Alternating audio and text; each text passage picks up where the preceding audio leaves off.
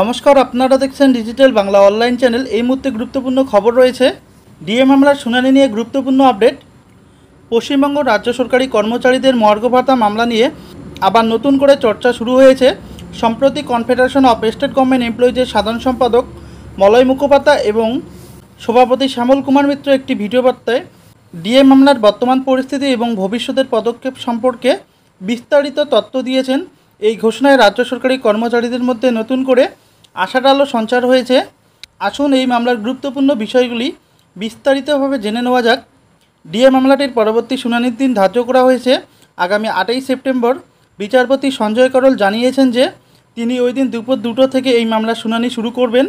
এই ঘোষণাটি রাজ্য সরকারি কর্মচারীদের জন্য অত্যন্ত গুরুত্বপূর্ণ, কারণ দীর্ঘদিন ধরে ঝুলে থাকা এই মামলার একটি নির্দিষ্ট দিশা পাওয়ার সম্ভাবনা তৈরি হয়েছে। কর্মচারীরা আশা করছেন যে এই শুনানির মাধ্যমে তাদের দীর্ঘদিনের দাবি পূরণ হওয়ার পথে এক ধাপ এগোতে পারবে।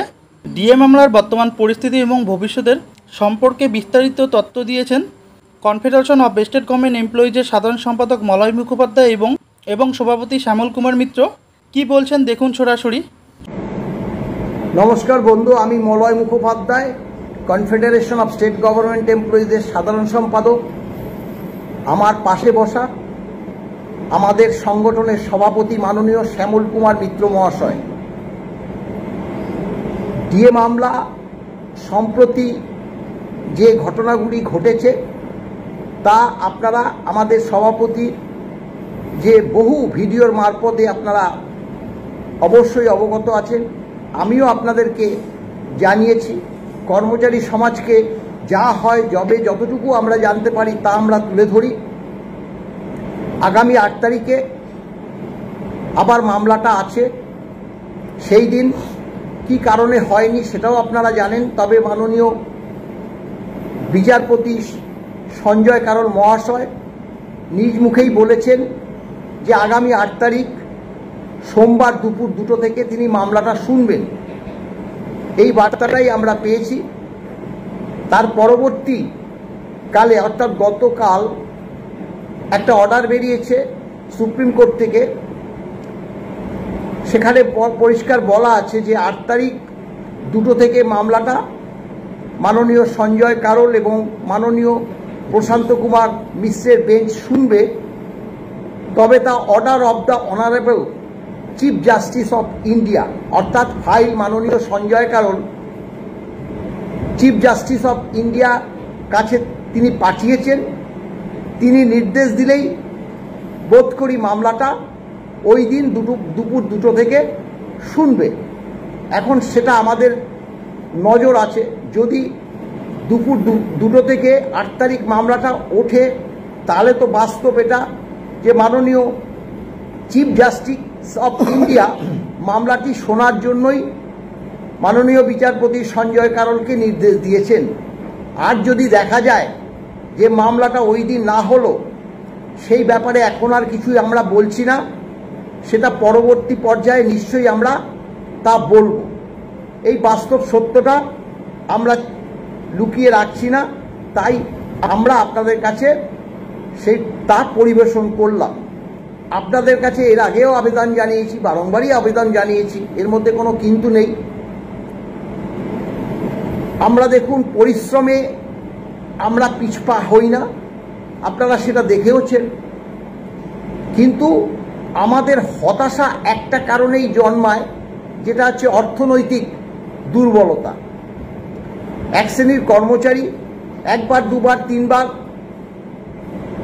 এমনকি 4-5 বার এবং রেগুলার দিচ্ছে, অস্বীকার করার উপায় নেই। কিন্তু বহু কর্মচারী সমাজ, শিক্ষক সমাজ, তারা আমাদের সহযোগিতা করছে। অবসরপ্রাপ্ত কর্মচারী সমাজ যারা ডিএর জন্য একদম মুখিয়া হয়ে আছে, কারণ তাদের যে আয় বর্তমান সেটা খুবই নিম্নমুখী, তারাও কিন্তু কম বেশি তারাও অর্থনৈতিক সাহায্য আমাদের করছে, কিন্তু সেটা সীমিত। আমরা প্রধানত আমাদের যে জেলা কমিটিগুলো, আমাদের মহকুমা কমিটিগুলো এবং আমাদের যে অবসরপ্রাপ্ত কর্মচারী সংগঠনটা আছে তারা অধিকাংশই দিচ্ছে, তাই আমরা মামলা চালিয়ে যেতে পারছি। তাই আমরা আবারও আপনাদের কাছে যদি কিছু অর্থনৈতিক অনুদান আমাদের এই ব্যাংক অ্যাকাউন্টে আমরা স্ক্যানার করেছি, আমাদের অ্যাকাউন্ট নাম্বারও আছে, সেটা আপনাদের কাছে আমরা তুলে ধরব এবং আমাদের সংগঠনের যে সভাপতি মাননীয় শ্যামল কুমার মিত্র মহাশয় উপস্থিত হয়েছে, আমি তাকে বলবো কয়েকটি কথা এই ব্যাপারে আপনাদের কাছে তা তুলে ধরতে।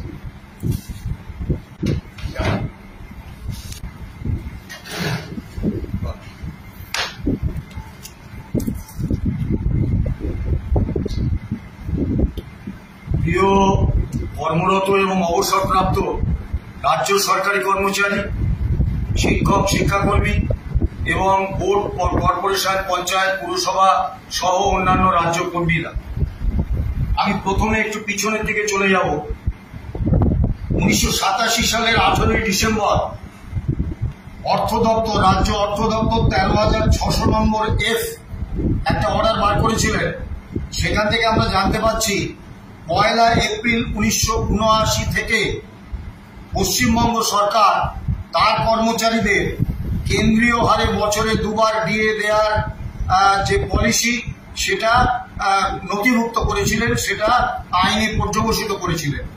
আর কেন্দ্রীয় সরকার তো কোনো নিজস্ব কোনো ফর্মুলাতে দিয়ে দেন না, তাই কেন্দ্রীয় হার বলে কিছু হয় না। তারা এবং অন্যান্য বেশিরভাগ রাজ্য সরকার all India consumer price index মেনেই ডিএটা দেন। পঞ্চম রাজ্য বেতন কমিশন তারা সুপারিশ করেছিলেন যে প্রতিদিন জিনিসপত্রের দাম বাড়ছে এবং বেতন কমিশন যে বেতন স্থির করে দিচ্ছেন সেই বেতনটা প্রকৃত মূল্য প্রতিদিন কমছে। সেই জন্যে ডিএর প্রশ্নটা আসছে এবং সারা ভারতবর্ষে ডিএর এক এবং একমাত্র সূচক হচ্ছে all India consumer price index. তাই all India consumer price index মেনে বছরে দুবার ডিএ দেওয়ার সুপারিশ পঞ্চম রাজ্য বেতন কমিশন পূর্বতন বাম সরকারের সময় করেছিলেন। এখন বেতন কমিশনের সুপারিশ মানা বা না মানা রাজ্য সরকারের এখতিয়ার, তাদের অধিকার। কিন্তু পূর্বতন বামফ্রন্ট সরকার সংবিধানের 309 নম্বর ধারায় revision of rules and allowances 2009 অর্থাৎ রোপা রুল 2009-তে অত্যন্ত সুনির্দিষ্টভাবে all India consumer price index মেনে বছরে দুবার রাজ্য কর্মী এবং পেনশনারদের ডিয়ারনেস অ্যালাউন্স এবং ডিয়ারনেস রিলিফ দেওয়ার কথাটা লিপিবদ্ধ করে গেছেন, একটা আইন করে গেছেন। অর্থাৎ এটা সরকারের একটা কনস্টিটিউশনাল কমিটমেন্ট, যার ফলে আমরা প্রথম থেকেই আপনাদের বলে এসেছি যে এই মামলায় জয় কর্মীপক্ষের নিশ্চিত। দ্বিতীয় একটি বিষয়, আগে যখন স্যাট ছিল না, 5 কিস্তি ডিএর টাকা রাজ্য সরকার, তৎকালীন রাজ্য সরকার প্রভিডেন্ট ফান্ডে ঢুকিয়ে দিয়েছিলেন। তার বিরুদ্ধে মামলা হয়েছিল কলকাতা হাইকোর্টে এবং মহামান্য কলকাতা হাইকোর্ট নির্দেশ দিয়েছিলেন যেহেতু ডিএটা হচ্ছে মুদ্রাস্ফীতির সঙ্গে সংশ্লিষ্ট, দ্রব্যমূল্য বৃদ্ধির কুফল থেকে শ্রমিক কর্মচারীদের রক্ষা করার জন্য ডিএটা দেওয়া হয়, সেই জন্য সেটা অবসরের সময় পেলে তাতে কাজের কাজ কিছু হয় না। কাজেই যে কর্মচারীরা নগদে বেতনের সঙ্গে এই টাকা নিয়ে নেবেন তাদের এই টাকাটা দিয়ে দিতে হবে এবং সেই রায় তৎকালীন রাজ্য সরকার মেনে নিয়েছিলেন এবং কর্মচারীরা প্রভিডেন্ট ফান্ডে নয় নগদে ওই 5 কিস্তির টাকা পেয়ে গিয়েছিলেন। বর্তমানে আপনারা দেখেছেন সুপ্রিম কোর্টে 2022 সালের 28 নভেম্বর প্রথম শুনানি হয়। তার পরের দিনই জাস্টিস দীনেশ মাহেশ্বরীর বেঞ্চ তার পরের শুনানিতে অত্যন্ত সুনির্দিষ্টভাবে বলেছিলেন যে 2018 সালে কলকাতা হাইকোর্টে রায় হয়েছে DA is a legally enforceable right of the employees. তার বিরুদ্ধে সুপ্রিম কোর্টে রাজ্য সরকার কোনো আবেদন করেননি, চ্যালেঞ্জ করেননি, উল্টে সেই একই কলকাতা হাইকোর্টের বেঞ্চে সেই রায়ের প্রেক্ষিতে রিভিউ পিটিশন করেছে টাকা দিয়ে, যার ফলে তারা অর্থাৎ রাজ্য সরকার ওই রায়টিকে লিগ্যালিটি দিয়ে দিয়েছেন।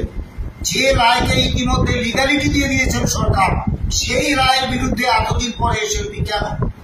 এবং গত 14 এবং 16 মে মহামান্য সুপ্রিম কোর্টে জাস্টিস সঞ্জয় কারণ এবং জাস্টিস সন্দীপ মেহতার বেঞ্চ অত্যন্ত সুনির্দিষ্টভাবে জুলাই 2009 থেকে ডিসেম্বর 2019 পর্যন্ত all India consumer price index মেনে বকেয়া ডিএর 50% প্রথমে বলেছিলেন, তারপরে রাজ্য সরকারের আইনজীবীরা বলেন ওটা কমান, রাজ্য সরকারের কোমর ভেঙে যাবে। তা রাজ্য সরকারের কোমর বাঁচানোর তাগিদে মাননীয় বিচারপতিরা বকেয়া মহার্ঘ ভাতার 25% দিতে বলেছিলেন। এবং সেদিন কিন্তু মাননীয় বিচারপতিরা স্পষ্ট করে দিয়েছিলেন যে তাদের সামনে জোন অফ কনসিডারেশনে আছে যে 2022 সালে 20 মে যে রায় হয়েছে, অর্থাৎ DA is a legally enforceable fundamental right, এই ফান্ডামেন্টাল রাইট কিনা এটা দেখাটাই, এটা বিবেচনা করাটাই তাদের জোন অফ কনসিডারেশনে রয়েছে। রাজ্য সরকার এই নির্দেশ মানেননি। তারা 6 সপ্তাহ সময়সীমা অতিক্রম করার শেষ দিনে একটা এমএ পিটিশন দাখিল করেছেন। কিন্তু আমরা অত্যন্ত আনন্দের সঙ্গে লক্ষ্য করলাম যে জাস্টিস সঞ্জয় কারোল এবং জাস্টিস পি.কে. মিশ্রের বেঞ্চ 4, 5, 6 এবং 7ই আগস্ট মূল মামলার ধারাবাহিক শুনানি করলেন। স্বাভাবিকভাবে মূল মামলার শুনানি যখন শুরু হয় তখন ইন্টারিম অর্ডারের খুব বেশি গুরুত্ব থাকে না। তাই আমরা আদালত অবমাননার মামলা করেছিলাম ঠিকই, কিন্তু সেটা নিয়ে আমরা জেদাজেদি করিনি আদালতে। এবং সুপ্রিম কোর্টে সেখানকার আইনজীবীরা মনে করতে পারছেন না একটা নির্দিষ্ট মামলাকে এইভাবে পরপর 4 দিন সারা দিন ধরে সমস্ত মামলা সরিয়ে রেখে শুনানি করছেন সুপ্রিম কোর্ট, এরকম উদাহরণ তারা মনে করতে পারেননি। এবং মাননীয় বিচারপতিরা নিজেরাই বলেছিলেন এটার একটা সর্বভারতীয় গুরুত্ব রয়েছে। কাজেই মামলায় জয় নিয়ে আমরা নিশ্চিত, খুব বেশি হলে ওই ফান্ডামেন্টাল রাইটটা নিয়ে আমাদের হয়তো কম্প্রোমাইজ করলে হতে পারে। এখন অনেকেই আমাকে প্রশ্ন করেন যে বাম আমলে তো আপনারা আন্দোলন করেছিলেন এবং দাবি আদায় করেছিলেন। আর সত্যি বাম আমলে 3 দশকেরও বেশি সময় ধরে 22টা সংগঠন, রাজ্য সরকারি, শিক্ষক, শিক্ষাকর্মী, বোর্ড, কর্পোরেশন, পঞ্চায়েত, পুরসভার সংগঠন মিলে যৌথ সংগ্রামী মঞ্চ আমরা লড়াই আন্দোলন করেছিলাম। তার কয়েকটি মাইল ফলক 2002 সালের 27শে সেপ্টেম্বর মহাকরণে কলম ধর্মঘট, 2006 সালের 29শে আগস্ট মহাকরণে গণ অবস্থান, যেটা আনন্দবাজারে হেডলাইন হয়েছিল যে মহাকরণে নূতন অলিন্দ যুদ্ধ, 2009 সালের 4 জানুয়ারি মহাকরণে ধর্মঘট এবং 2009 সালের 22শে জানুয়ারি সারা রাজ্যে ধর্মঘট। এবং সেই ধর্মঘটের অভিঘাতে 6 মাসের মধ্যে পূর্বতন সরকার সেই ধর্মঘটটা এতটা সর্বাত্মক এবং সাফল্য মণ্ডিত হয়েছিল যে পূর্বতন সরকার 6 মাসের মধ্যে বেতন কমিশন গঠন করে রূপা রুল তৈরি করে নতুন বেতনক্রম চালু করে দিয়েছিলেন। কিন্তু দুর্ভাগ্যের বিষয়, নতুন সরকার আসার পরে তারা 2012 সালের 10ই জানুয়ারি পুলিশ কর্মীদের ইউনিয়ন করার অধিকার কেড়ে নিলেন। তারপর একে একে বিভিন্ন দপ্তর থেকে ইউনিয়ন করার অধিকার কেড়ে নিলেন এবং ট্রেড ইউনিয়ন ন্যূনতম যে গণতান্ত্রিক অধিকারগুলো আমরা অর্জন করেছিলাম সব কেড়ে নিলেন। এখন আমরা প্রশাসনের ভিতরে শাসক দলের কর্মী সংগঠনের ছদ্মবেশে শাসক দলের যে গণসংগঠন রাজ্য সরকার বা মালিকের এজেন্ট হিসেবে কাজ করছে, তারা পুলিশ এবং প্রশাসন মিলিতভাবে প্রশাসনের অভ্যন্তরে কোনো আন্দোলন করার মতো ন্যূনতম কোনো পরিস্থিতি রাখেনি। তার ফলে আজকে 40% মহার্ঘ ভাতাতে আমরা পিছিয়ে 4 বছরের বকেয়া 6ষ্ঠ রাজ্য বেতন কমিশনের সুপারিশ অনুসারে বর্ধিত বেতন আমরা পাইনি। এমনকি বাড়ি ভাড়া ভাতা 15% থেকে 12% হয়ে গেছে। City compensatory allowance, education allowance, transport allowance এসবের কথা ভুলেই যান। সব থেকে বড় কথা, 6ষ্ঠ বেতন কমিশনের রিপোর্টটুকু আমাদের পেতে হয়েছে আদালতে মামলা করে। কিন্তু আন্দোলন হচ্ছে এককভাবে সংগঠনগুলো এবং যৌথভাবে বিভিন্ন সংগঠন মিলে আমরা আন্দোলন করছি, কিন্তু রাজ্য সরকারের কাছ থেকে আমরা দাবি আদায় করতে পারছি না। দাবি আদায় তো দূরস্থ, আমরা মুখ্যমন্ত্রী বা অর্থমন্ত্রীর সঙ্গে দাবি নিয়ে যে আলোচনায় বসবো সেই সুযোগটা আমরা পাচ্ছি না। সেই সুযোগটাও রাজ্য সরকার আমাদের দিচ্ছে। এরকম অবস্থায় কৌশলগত অবস্থান হিসেবে মহামান্য সুপ্রিম কোর্টের উপর আমাদের আস্থা রাখতে হবে।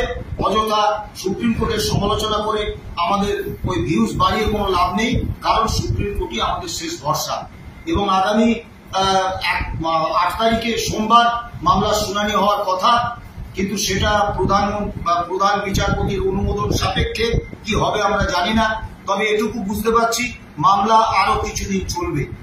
আমরা প্রথম 6 বছর মামলাটা চালিয়েছি নিজেদের সংগঠনের আর্থিক সংগতিতে, তারপর আপনাদের কাছে আর্থিক অনুদানের জন্য আবেদন করেছি এবং একটু অভিমানের সুরেই বলি 10 লক্ষ কর্মচারী এবং অবসরপ্রাপ্ত কর্মচারী এই মামলার রায় কার্যকর হলে উপকৃত হবেন। তাদের মধ্যে একটা অত্যন্ত ছোট অংশ তারা প্রথম থেকেই ধারাবাহিকভাবে একাধিকবার আমাদের অনুদান দিয়ে চলেছেন। তারা আপনারা ডিএ পান না, ডিয়ারনেস রিলিফ পান না, তারপরেও বারবার আপনাদের কাছে এই আর্থিক অনুদানের আবেদন করাটা আমাদের পক্ষেও খুব বিড়ম্বনা। কিন্তু আমাদের কিছু করার নেই, কারণ মামলাটা একেবারে অন্তিম পর্যায়ে এসে দাঁড়িয়েছে। কর্মী পক্ষের জয় নিয়ে আমাদের মধ্যে কোনো সন্দেহ নেই। এই অবস্থায় যদি শুধু অর্থের কারণে মামলাটা ছেড়ে দিয়ে চলে আসতে হয়, এর থেকে দুঃখের, এর থেকে দুর্ভাগ্যের কিছু হতে পারে না। তাই আপনাদের প্রত্যেকের কাছে আবেদন করছি, যারা এতদিন পর্যন্ত অনুদান দিয়েছেন, বারবার দিয়েছেন, তাদের কাছেও লজ্জা ঘেন্নার মাথা খেয়ে আবারও আবেদন করছি যে আপনারা আমাদের ব্যাংক অ্যাকাউন্টে কিছু আর্থিক অনুদান পাঠান। যে বিপুল সংখ্যায় অবসরপ্রাপ্ত এবং কর্মরত কর্মচারী, শিক্ষক, শিক্ষাকর্মী এবং বোর্ড, কর্পোরেশন, পঞ্চায়েত, পুরসভার কর্মী যারা নৈতিকভাবে আমাদের এই মামলার সঙ্গে আছেন, যারা আন্তরিকভাবে চাইছেন এই মামলাটায় আমরা জিতি, কর্মী পক্ষে জয় হোক, কিন্তু আর্থিক অনুদান নিয়ে যারা এখনো পর্যন্ত এগিয়ে আসেননি তাদের কাছে আবেদন করছি আপনাদেরই স্বার্থে আপনারা দয়া করে যে যেরকম পারেন আর্থিক অনুদান নিয়ে এগিয়ে আসুন, আমাদের ব্যাংক অ্যাকাউন্টে দিন, যাতে আমরা মামলাটা চালিয়ে নিয়ে যেতে পারি। কারণ মামলাটা আমরা যা বুঝছি, সরকার পক্ষের আইনজীবী কপিল সিব্বাল তিনি 2 দিন বলবেন বলেছেন, আরো বাড়তে পারে। তারপর আমাদের আইনজীবীরা বলবেন 3 জন রেসপন্ডেন্ট আছেন, একজন রেসপন্ডেন্ট নন, কিন্তু তাকে মামলায় শুনানি করার অনুমোদন দেওয়া হয়েছে। কাজী তাদের প্রত্যেকের আইনজীবীরা বলবেন দীর্ঘ সময় লাগবে, কাজী মামলাটা আরো বেশ কয়েকদিন চলবে। এই কয়েকদিন মামলা চালানোর জন্য আমাদের কাছে কোনো অর্থ নেই।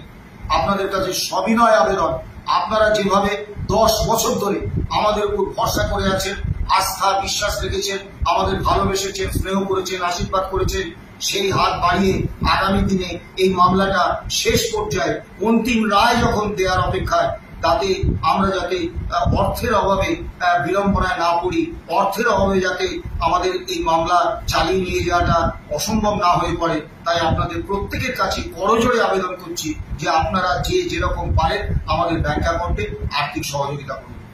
সব মিলিয়ে ডিএ মামলার একটি নতুন মোড় রাজ্য সরকারি কর্মচারীদের জন্য অত্যন্ত গুরুত্বপূর্ণ। আগামী 8ই সেপ্টেম্বর শুনানির দিকে এবার সবার নজর।